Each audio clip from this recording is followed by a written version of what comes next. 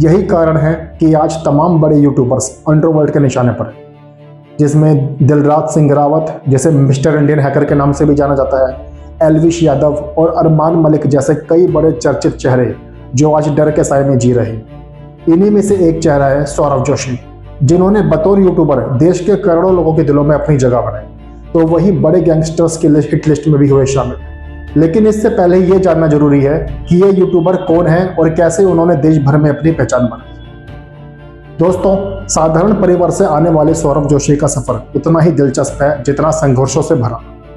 उत्तराखंड की शांत वादियों में जन्मे सौरभ ने कभी नहीं सोचा था कि कैमरा उठाना ही एक दिन उन्हें देश के सबसे बड़े चर्चित यूट्यूबर्स की कतार में ला खड़ा कर। बचपन से ही कला और कैमरे के शौकीन सौरभ की कहानी आज करोड़ों युवाओं के लिए प्रेरणा बन चुकी है।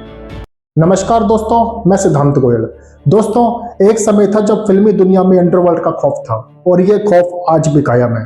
बिकाऊ और डरपोक मीडिया के लिए भले ही फिल्म जगत में अंडरवर्ल्ड की दहशत खत्म हो गई हो, लेकिन सच तो यही है कि भारतीय सिनेमा जगत की दहशत का असली नाम ही अंडरवर्ल्ड है।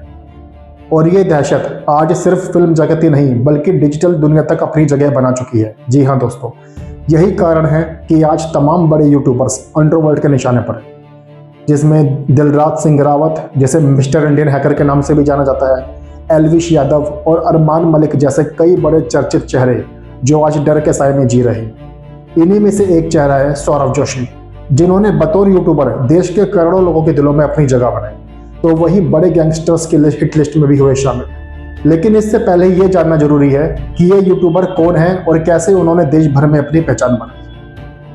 दोस्तों, साधारण परिवार से आने वाले सौरभ जोशी का सफर उतना ही दिलचस्प है जितना संघर्षों से भरा। उत्तराखंड की शांत वादियों में जन्मे सौरभ ने कभी नहीं सोचा था कि कैमरा उठाना ही एक दिन उन्हें देश के सबसे बड़े चर्चित यूट्यूबर्स की कतार में ला खड़ा कर। बचपन से ही कला और कैमरे के शौकीन सौरभ की कहानी आज करोड़ों युवाओं के लिए प्रेरणा बन चुकी है। दोस्तों, सौरभ जोशी का जन्म 8 सितंबर 1999 को उत्तराखंड में हुआ था। वह एक लोकप्रिय भारतीय यूट्यूबर, ब्लॉगर और स्केच आर्टिस्ट है। उन्हें उनके YouTube channel Saurabh Joshi vlogs के लिए जाना जाता है, जो देश के सबसे चर्चित चैनलों में से एक है। सौरभ अपने व्लॉग्स में रोजमर्रा की जिंदगी, परिवार के पल, ट्रैवल एक्सपीरियंस और उत्तराखंड की खूबसूरती को बड़ी ही सहजता से पेश करते हैं। उनकी सादगी, नेचुरल कंटेंट और परिवार के साथ मस्ती भरे पलों ने उन्हें लाखों दर्शकों के दिलों में खास जगह दिलाई।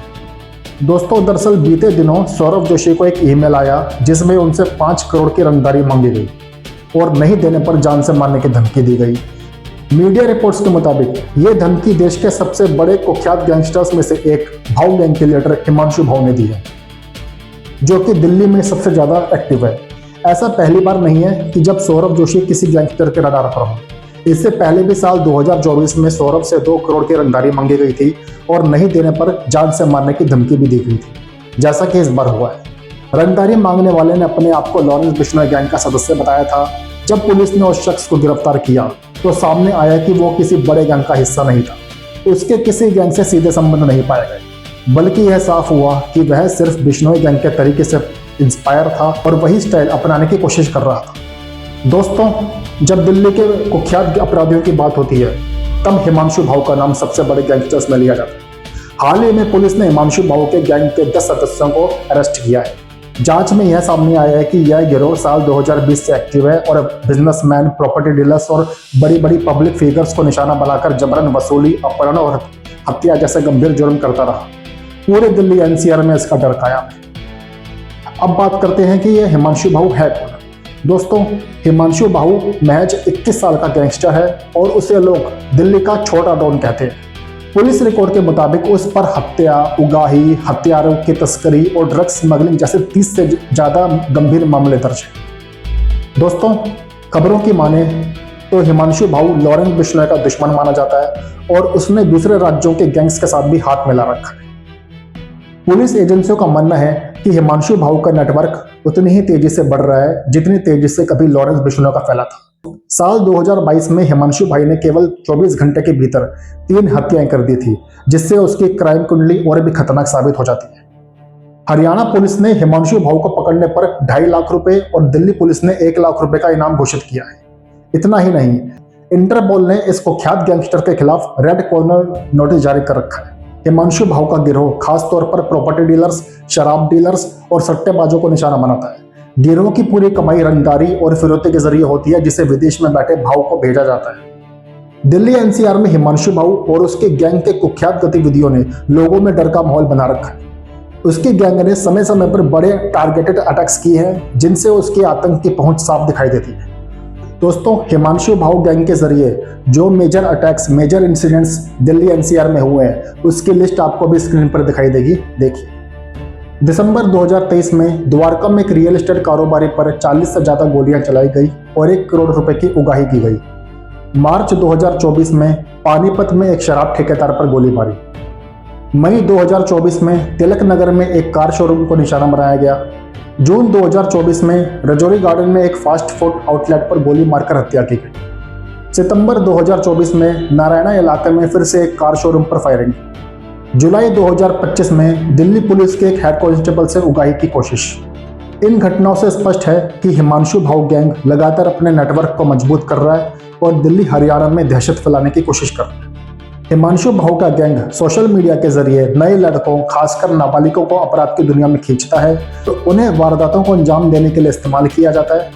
हरियाणा के गोहाना में हलवाई नाथूराम की दुकान पर हुई फायरिंग और करोड़ों की रंगदारी वसूली के कारण पहली बार हिमांशु भाऊ गैंग सुर्खियों में आया था। दोस्तों, हरियाणा एसटीएफ और इंटरपोल इस गिरोह के नेटवर्क की जांच कर रही है। वहीं दिल्ली पुलिस भी हिमांशु भाऊ की जोरों शोरों से तलाश में जुटी हुई है।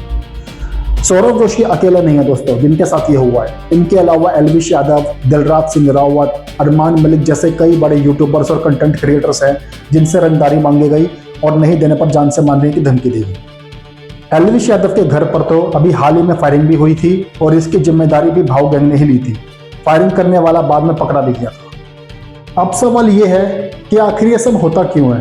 क्या ये सेलिब्रिटीज का कोई प्रोपेगेंडा का तरीका है? ऐसा है इसलिए क्योंकि इसके कुछ मेन रीजंस हो सकते हैं। आइए देखते हैं।